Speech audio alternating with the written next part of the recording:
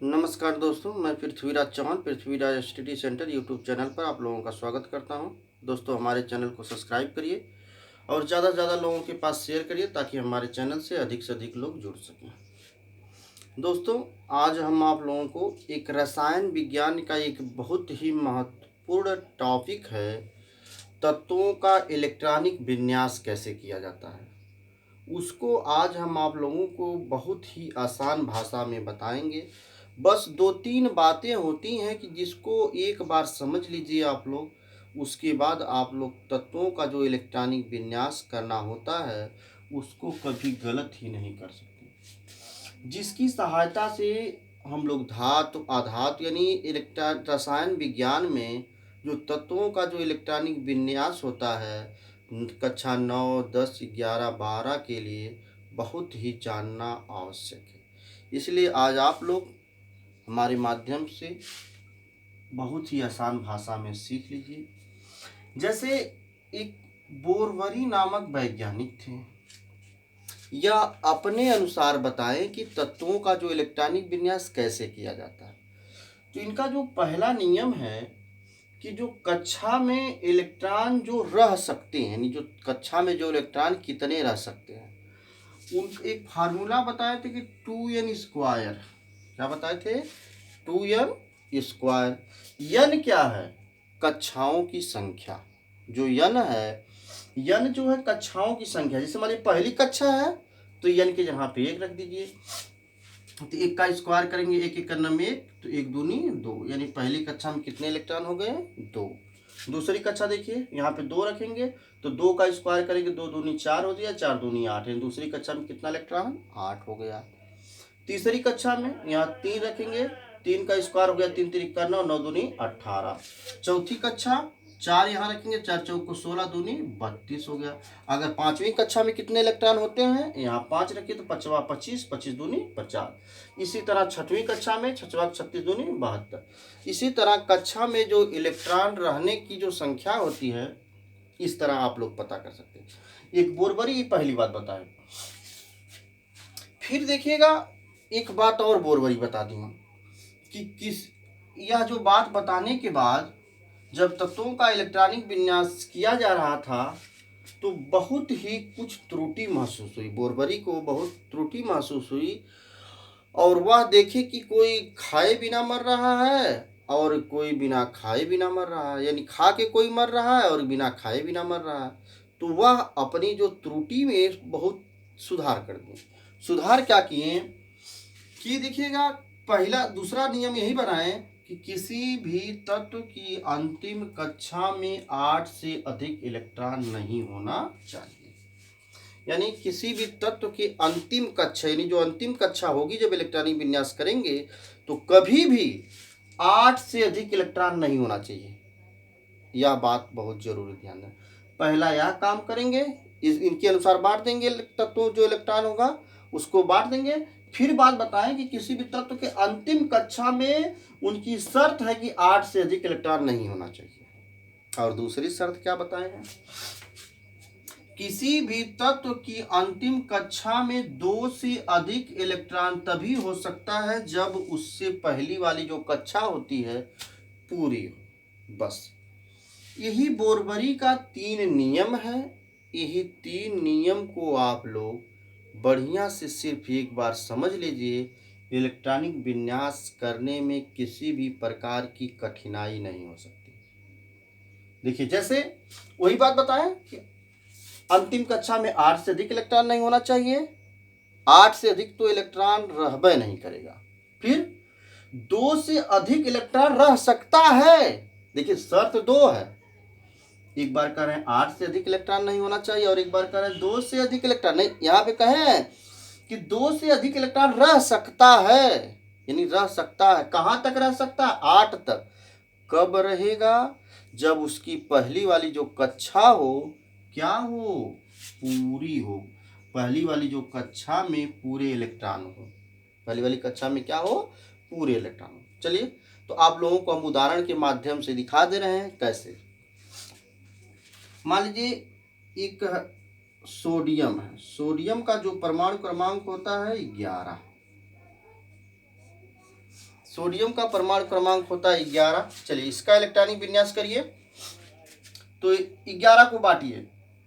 तो 11 को समझ लीजिए एक गोली समझ लीजिए, अपने हाथ में गोली ले लीजिए।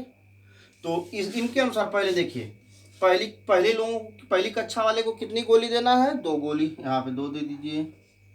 और सोचिए यहाँ पे अपने पास बची कितनी है? 9 बची है। हाँ, दूसरे वाले को कितना देना है? 8 देना है।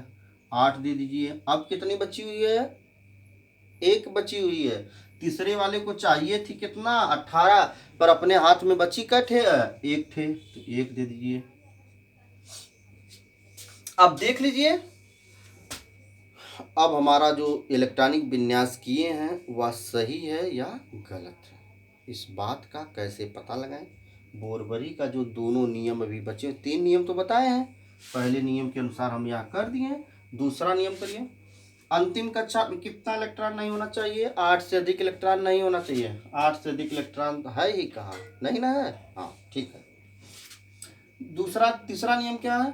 2 से अधिक इलेक्ट्रॉन तभी रहेगा, कहा 2 से अधिक है ही नहीं तो बात ही नहीं सोचना है। ठीक ना। चलिए अब दूसरा कुछ उदाहरण देख लें। एक क्लोरीन देख लीजिए। क्लोरीन का होता है 17।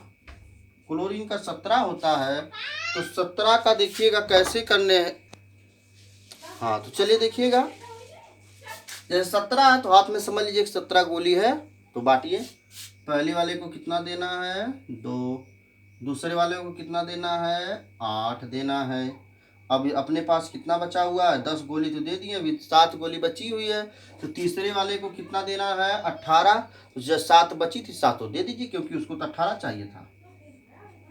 अब चलिए अपना नियम देख लीजिए कि सही है या गलत है। अंतिम कक्षा में 8 से अधिक इलेक्ट्रॉन नहीं होना चाहिए, है ही कहाँ?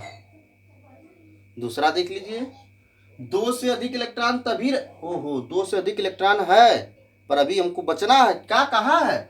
2 से अधिक इलेक्ट्रॉन तभी हो सकता है जब उसके पहले वाली कक्षा क्या हो? पूरी हो। 3 के पहले देखिए यह है, यह का मतलब ये चौथी कक्षा है, दूसरी कक्षा है। तो हम जानते हैं कि दूसरी कक्षा में कितना इलेक्ट्रॉन होता है? 8 इलेक्ट्रॉन होता है। तो 8 इलेक्ट्रॉन तो है, बस यानी सही है। ठीक ना। अब चलिए आप लोगों को हम थोड़ा सा बड़ा एक उदाहरण दिखा दें। जैसे मान लीजिए 25 का ले लीजिए। 25 का करिए। तो पहली कक्षा में कितना इलेक्ट्रॉन? 2 इलेक्ट्रॉन। दूसरी कक्षा में 8 इलेक्ट्रॉन। देखिएगा 8 2 10 हो गया। तो अपने पास कितनी गोलियां बची हैं? 15।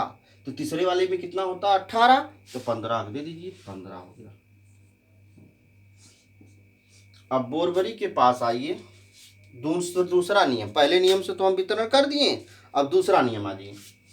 किसी भी तत्व के अंतिम कक्षा में, इतनी बात कुछ ध्यान एकदम याद कर लेना दिमाग में कि रट लेना कि ऐसा होना नहीं चाहिए। अंतिम कक्षा में 8 से अधिक इलेक्ट्रॉन होना चाहिए? नहीं होना चाहिए। दूसरा नियम यही है कि 8 से अधिक इलेक्ट्रॉन नहीं होना चाहिए। यही करिए 2, 8, तो 8 से कितना अधिक इलेक्ट्रॉन है? 7 इलेक्ट्रॉन। 7 इलेक्ट्रॉन को वापस कर आगे बढ़ा दीजिए। 7 इलेक्ट्रॉन को क्या करिए? आगे बढ़ा दीजिए। तो 8 था, 8 7 15 होता, तो 8 इलेक्ट्रॉन से ज़्यादा नहीं होना चाहिए, तो 8 से ज़्यादा आगे बढ़ा दीजिए। फिर आ जाइए, फिर देखिए सही हुआ कि नहीं सही हुआ, जो सही है कि नहीं सही है। फिर क्या करना हमको, देखिए दूसरा नियम कर लिए। अब तीसरे स्टेप पे आइए कि अंतिम कक्षा में 2 से अधिक इलेक्ट्रॉन नहीं होना चाहिए। और 2 से अधिक इलेक्ट्रॉन कब होगा? जब उसके पहले वाली कक्षा क्या होनी चाहिए? पूरी होनी चाहिए। यह कौन सी कक्षा है? तीसरी कक्षा है। तो तीसरी कक्षा में कितना इलेक्ट्रॉन होता है? 18 इलेक्ट्रॉन होता है, पर इसमें है कितना? 8 ही इलेक्ट्रॉन है। यानी यह वाले अंतिम कक्षा में 2 से अधिक इलेक्ट्रॉन नहीं रह सकता। अंतिम कक्षा में 2 से अधिक इलेक्ट्रॉन नहीं रह सकता। यानी जितना भी अधिक इलेक्ट्रॉन रहेगा, जो हम यहाँ से लेकर गए थे, उतना पुनः क्या करेंगे? वापस करेंगे। तब यही हो जाएगा, यहाँ पे क्या था? 2, 8, 8, 7। यही हो जाएगा 2, 8, 5। 2 तो रहबे करेगा, 5 ज़्यादा है तो 5 को वापस कर लीजिए। तो ये हो जाएगा 13, कितना? 2। तो ये हो गया 2, 8, 13, 2।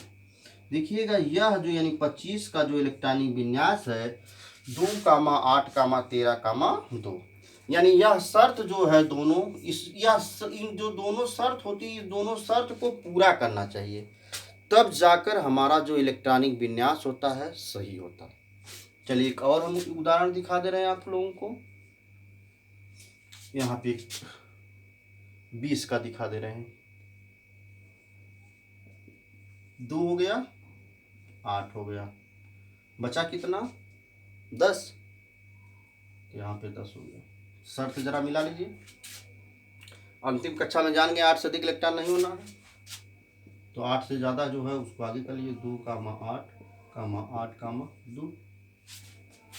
2 से अधिक इलेक्ट्रॉन नहीं ना है, बस सही हो गया। यानी 20 का जो इलेक्ट्रॉनिक विन्यास है क्या हो जाएगा 2, 8, 2। अब इसी तरह से आप लोगों को हम एक लास्ट उदाहरण बता दे रहे हैं 21 का। चलिए तो हो जाएगा 2, 8, 11। फिर शर्त देखिएगा 2, 8, अंतिम कक्षा में 8 से अधिक इलेक्ट्रॉन, जितना अधिक उसको आगे करिए, तो 8 कितना हो गया 3। फिर अंतिम कक्षा में 2 से अधिक इलेक्ट्रॉन नहीं होना चाहिए, होगा कब, जब उससे पहली वाली कक्षा पूरी हो। पूरी है नहीं पूरी है, तो जेठ ज़्यादा उसको वापस कर लीजिए, एक ज़्यादा तो एक वापस कर लीजिए। 9, 2, यानी 21 का इलेक्ट्रॉनिक विन्यास होगा 2, 8, 9, 2। दोस्तों इसी प्रकार आप लोग किसी भी तत्व का इलेक्ट्रॉनिक विन्यास कर सकते हैं। अगर आप लोगों को कुछ कठिनाई महसूस हो तो कमेंट बॉक्स में लिखिएगा, हम उस कठिनाई को दूर करेंगे। धन्यवाद वीडियो देखने के लिए।